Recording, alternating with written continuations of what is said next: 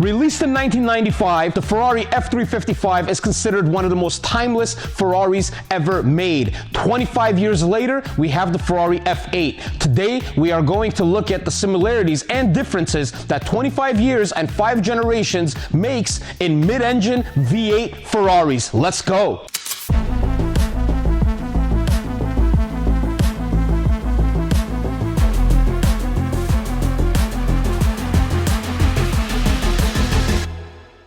We're going to start off with one of the most important figures when it comes to performance vehicles, and that is how much does it weigh. The F355 weighs in at 2,976 pounds. That's under 3,000 pounds for a mid-engine V8 Ferrari. That is so freaking awesome. You know what's more awesome? When you get a brand new F8 and somehow it manages to weigh less than a vehicle that was made 25 years ago. The F8 has a base weight of 2,932 pounds, even though the vehicle's gotten significantly bigger, significantly roomier, bigger engine, 2 turbos strapped onto it, but somehow Ferrari has managed to keep the weight down.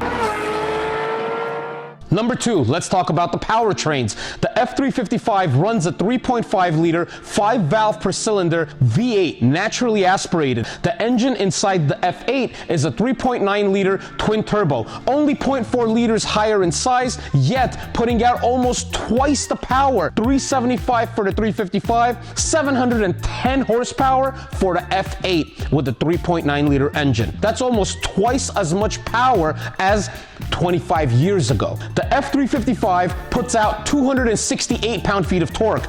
The F8 puts out 568 pound-feet of torque, exactly 300 more pound-feet of torque in a similar weight vehicle. Where these power figures have gone is freaking crazy, and that relays perfectly into the performance. So let's jump into number 3, 0 to 60s. The 355 pulled a 0 to 60 of 4.6 seconds back in 1995. That was a respectable number back then. In today's standards, the F8 puts out a 0 to 60 of 2.8 seconds. That is a massive leap in 25 years of Ferrari engineering. Number 4, the base price difference between a 95 355 and a 2020 F8. When the F355 came out in 1995, it had a base price of $120,000. When this thing came out in 2020, had a starting price of $280,000. That's almost 2.3 times the price of a F355. And here's the kicker. You couldn't even get one of these at $280,000 unless you were on Ferrari's list of preferred customers and they gave you one at that price. On the used market, you would have to pay closer to $500,000 to get your hands on one of these things. Number 5, my favorite part, the design. How the design has evolved in the mid-engine Ferrari lineup in 25 years. These two vehicles are 5 generations apart. It was the F355, then came the 360, 430, then came the 458, 488, and now the F8. 5 generations later, let's check out what they have in common and what are the differences. Let's start off with the front end. There is a significantly longer overhang than most sports cars, and the same applies to the F8. That's a typical mid-engine Ferrari characteristic. Now let's look at the front bumper of the 355. It has a traditional 90s style Ferrari grille in the front, one single grille, looks like a smiley face. It's just beautiful. Fog lamps on the bottom, running lights on the top, and then you got your flip-up headlights. On the F8, we got 2 separate grilles in the front. We have a grille on the right side and on the left side of the vehicle. Obviously, we're never getting the flip-up headlights again. I don't think it's ever happening, and we have some flip-up headlights on this, which makes me fall in love even more with my F355. On the other side, we have the F8, and it's got very sharp, super insecty headlights, and the headlight is very small. This is a vent that goes on top, so it's significantly smaller than the 488 and the 458 headlights. Now onto the fenders. Obviously, there's a major difference in the fenders, but one thing that's definitely there, and it's similar, are the Ferrari shields on the side of the fenders. Now, people don't know this, but on the 355, the shield was an option. Some 355s have them, some don't, and it makes makes a difference in resale value. If you were to tell me slapping on a shield this big on the side of a car is going to look good, I wouldn't believe you. But somehow Ferrari manages to run this massive shield on the side of their fenders, and it just looks so in place, so perfect. As a matter of fact, when you see one without the shield, it looks like there's something missing there. Both vehicles have the traditional Ferrari side vent, and on the 355, it's one of the most beautiful character lines of the car. Slowly dips in, swoops, and comes back while the rest of the duct continues, and then it's got a smaller one on the side over here. On the F8, the vent is right behind the driver door to direct air into the side vent, follows through right here and curves and comes back down.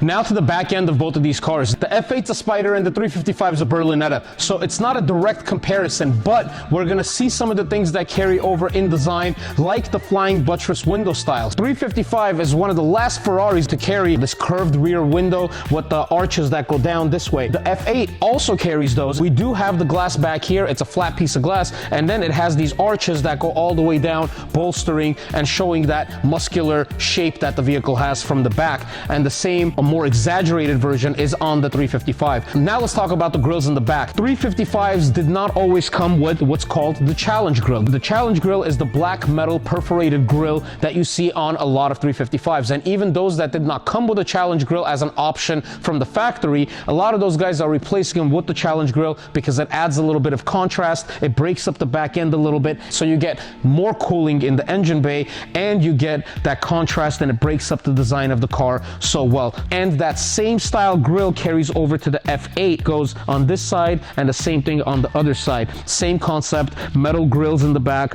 with the perforations all the way across. It's cool to see Ferrari keep those perforated grills for the last 25 years and carry them over to the F8. If you guys remember, the 430 was the last Ferrari where we had the double round taillights in the back. After the 430 came the 458, and the 458 used a single round taillight on each side of the vehicle. It was a huge departure from what we knew and loved on Ferraris. When Ferrari made the F8 Tributo, they brought back and paid tribute with features like the double taillights, and I absolutely love that this thing has double round taillights on each side instead of the single one. The 355 also double round taillights. Now I'm gonna make a note here and tell you guys these taillights have been upgraded. These are not the standard 355 taillights. Our boys at Morimoto hooked us up with a set of these XB taillights. So it's got an LED taillight, white inner circle, and then it's got the red around it, and it's got depth to it. Brings the 355 into the future and makes it look a lot better, a lot more modern of a vehicle. So the quad taillights, signature Ferrari staple, and both of these vehicles have that along with the Challenge Grille. These back ends tell a massive story of where Ferrari was 25 years ago and where Ferrari is today.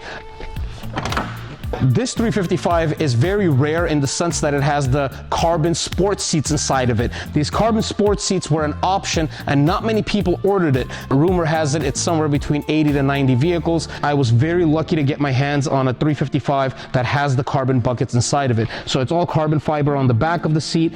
It's got a very snug, tight fit when you're actually in the seat. Alcantara in the center, leather on the sides of it. You slide right in, but the Alcantara keeps you in place, and it's a very perfectly positioned carbon bucket in the 355. So the interior of the 355 is extremely simple, extremely straightforward. It's got the gauges right on top of the steering wheel, covered in leather. It's got the other gauges towards the center console, stereo right underneath, gated manual shifter, your switches, buttons, AC controls. Very, very basic, very straightforward interior. There's not much going on. And that's pretty much it. Everything you need. Obviously no touch screen, obviously no screens at all on the inside. Just very basic, very straightforward, and that is the beauty of the 355's interior. Now for the interior on the F8. Massive difference between this and the 355. It is night and day, dude. Like, this is a playground in here. You have your alien looking vents and buttons and knobs that are integrated on the side of the steering wheel. So you have your AC vents right there, tacks right in the middle. You got two screens on the sides of the tacks, which are very customizable of what you want to see in there.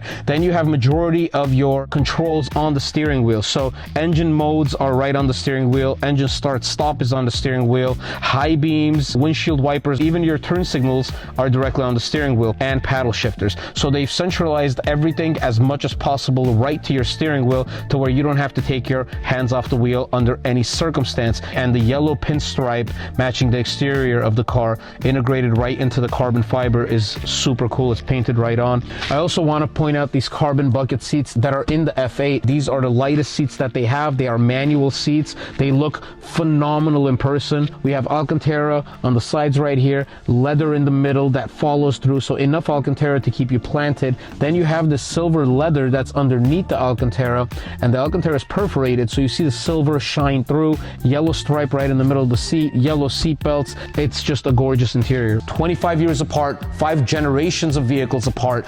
This is the difference between a 95 and a 2020 mid-engine V8 Ferrari. Thank you guys for watching. Dave Studio Motors, we are out.